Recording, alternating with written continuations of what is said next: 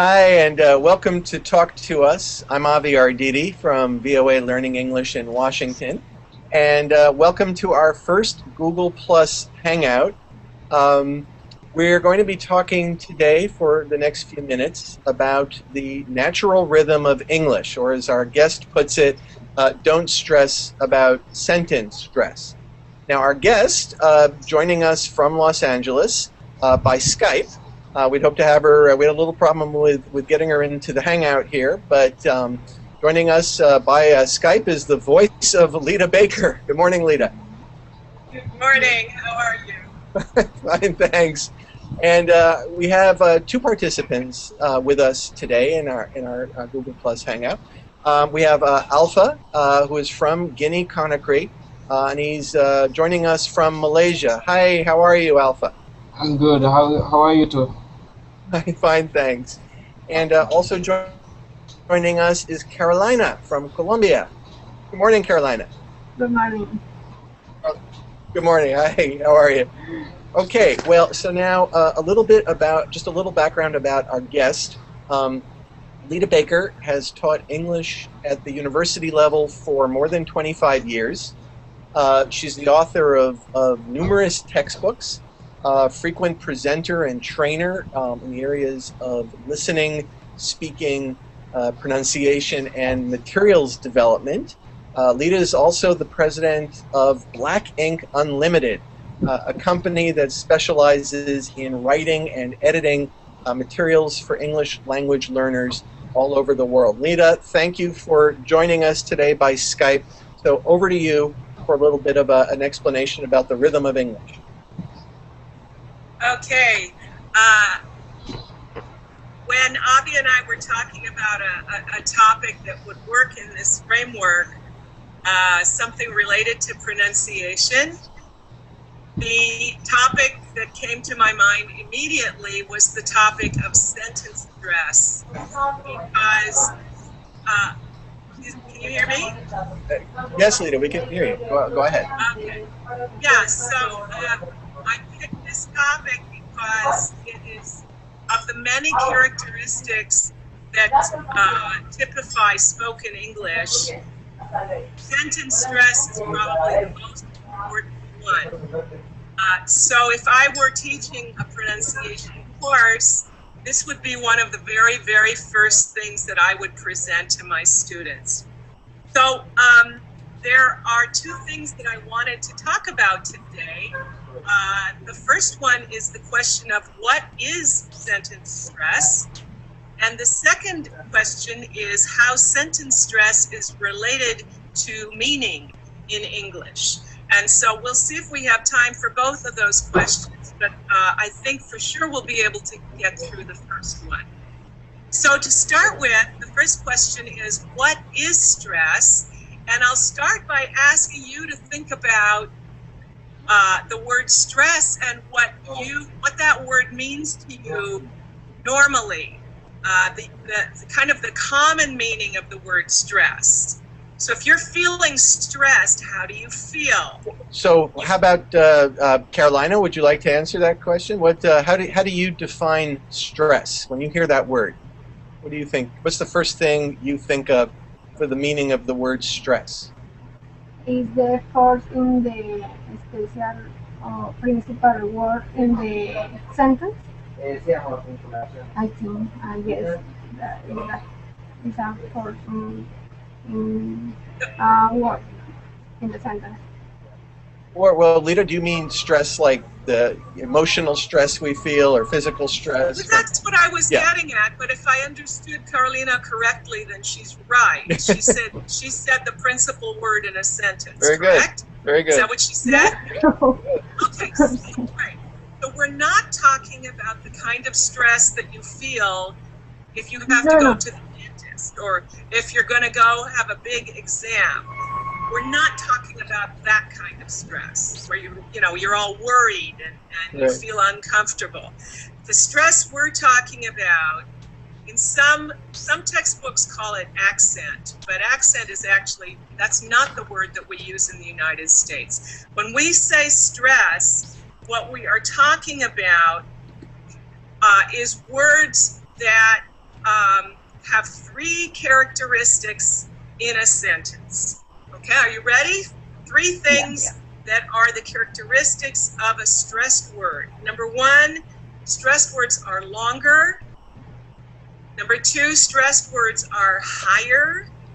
And number three, stressed words are louder than the other words in the sentence. Okay, so longer, higher, and louder.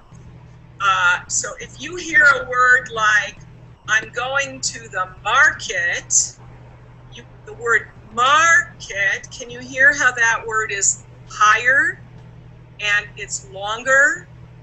And it's also a tiny bit louder than the other words in the sentence. Are you with me so far? Alpha, Carolina, are you following Lita in the... Okay, so let me give another example. So if I say, Alpha lives in Indonesia, is that correct? No, Malaysia. Malaysia. Excuse me. I'll say it again.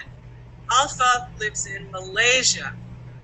There are two words in that sentence that are louder, higher, and longer. Which words were they? Alpha lives in Malaysia. Alpha, did you hear Lita's example? Oh, can you hear us? Oops, I think. Hey, Alpha, can you hear us? I see Alpha. I see Alpha too, and hold on one second. Let me. Okay. Whoops. Alpha, say something. Can you hear us now? Yeah, I can hear you. Sorry, did you hear? I think the first one is Alpha and the second one is Malaysia. Exactly. If I get it right. Okay. Okay. So you heard correctly. Even over this bad connection, I'm glad we've got. Yeah, I can hear you very well. I can hear you. So keep going. Okay, so Alpha is from Malaysia. There are two words in that sentence that are stressed, and then there are two words that are not stressed. The second word, which is, and the third word, which is from. So what happens is that the stressed words are generally pronounced longer, higher, louder, clearer, and the unstressed words are lower in volume, and a lot of times they get kind of pushed together and they're said not very clearly. So this relationship between stressed words and unstressed words explains the kind of musical quality that the English language has, and it also explains the special rhythm that English has compared to other languages. Now, stress, we can think of stress and unstress as a system, and most systems have rules. So here are the basic rules that govern the use of stress in an English sentence. The stressed words tend to be what we call content words. Content words are nouns and verbs and adjectives and adverbs, and also question words and negative words. Okay? Nouns, verbs, adjectives, adverbs, question words, negatives, and also numbers. So these words are usually stressed in a sentence. On the other hand, unstressed words are usually what we call function words, and those are articles, pronouns, prepositions, conjunctions, and also the be verb. So those words are generally unstressed in a sentence. Okay? Everyone following this? Following Carolina? Are you following this? Yeah. I've understood it. That's just the general explanation of stress. So now let's try to do a little exercise together where I think it will be much clearer if we actually look at some sentences. So what I thought that we would try is that I will say some sentences and you repeat the sentences and clap on the stress words. Let's see if that will work across the world, okay? Okay. Here's my first sentence. Ready? Okay. My daughter is 21 years old. My daughter is 21 years old. Can you repeat that? Yeah. Do you want me to repeat it? Yeah, go ahead. Sure. Repeat it, then clap on the Oh, stressed clap words. on the stressed words. Okay. My daughter is 21 years old. Did I get it? Good. Yeah. Carolina, can you do this? You want me to repeat it? Oh, well, let's say, You did. Carolina, You did it perfectly. My My daughter is 21 years old. and then clap on the stressed words. could you repeat me the sentence? My daughter is 21 years old. No, I can't understand the last Lita is saying, my daughter is 21 years old. Yeah, but you can't slow it down. Oh, okay, right. because Sorry. That's how we lose the stress. Oh, you're right. I'll just keep going. So it's my daughter, 21 years old. Okay, those are the stressed words in the sentence. Let's try another one. Oh, incidentally, let's go back for a second and look at which words were stressed. So the first word, my, is a pronoun, and it was not stressed, right? My daughter. So the first stressed word in that sentence is daughter with a noun.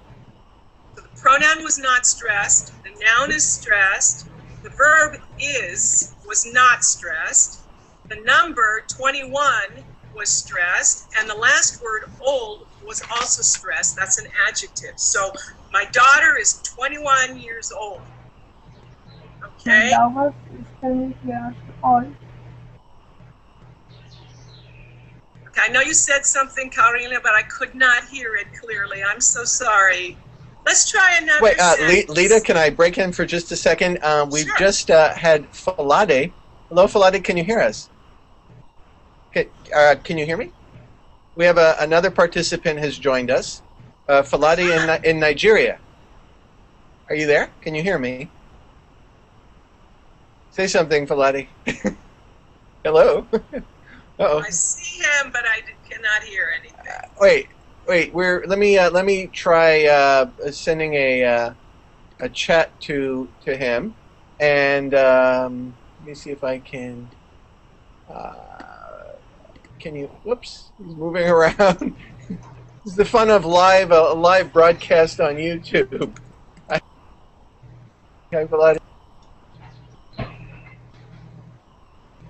I'm muted. Why am I muted? Okay. Hey, Falade, can you hear us? Your mic on? Okay. All right, Lita, let's just keep going, and we'll see. Hopefully that Falade can hear us. Oh wait, he says, no, that's me. My note to him. Oh well. Okay, Lita, keep going. Thank you. Okay, well, let's try another example, another sentence, and you try to repeat it and clap on the stressed words, okay? Lita lives in Los Angeles. Lita lives in Los Angeles. Lida is on the Angeles. Try again. Lita lives in Los Angeles.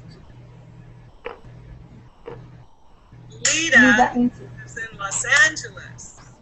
Right? Avi, you want to try? Lita lives in Los Angeles. But you can't. Okay. Cannot slow down. Lida lives in the Angeles. In Los Angeles. In Los Angeles. All right, that was correct stress, Carolina. That was right. Lita lives in Los Angeles. Lita lives in Los Angeles. So notice that the word in lost. We don't pronounce it clearly at all. Here's another sentence. It never rains in Los Angeles in July. It never rains in Los Angeles in July. Never rains in Los Angeles or in July. Do you want me to do it? Yeah, actually, Sure. Go ahead and let me, pull, okay, whoops. Alpha, there you go, you're on. Okay, it never rains in Los Angeles in July. That was exactly right. That was exactly right. So, which words did we stress? The word never, which is a negative. Yeah, we Okay, stress also rains. correct? We stress Los Angeles, Yes, and we also stress July. exactly right. So the words I did not stress were the pronoun at the beginning, the word it, and the preposition in. Okay? Those words were said lower and not so clearly. We sort of we say that those words are not stressed, they're unstressed. So here's that sentence one more time. Never rains in Los Angeles in July. Pa pa pa pa pa pa pa pa. You hear the rhythm? Yeah. Okay? Everybody's smiling. So Well, I'm going to ask one more. Falade can hear us. I've been on chat here with Falade in Nigeria. Falade, can you hear? So you can hear us. Can you say something? Introduce yourself. Hello, Falade. Say something. Can introduce yourself.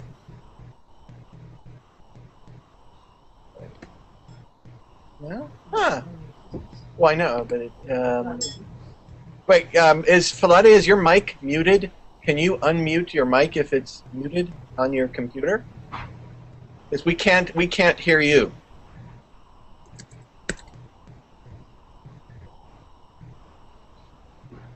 So let's see. Is your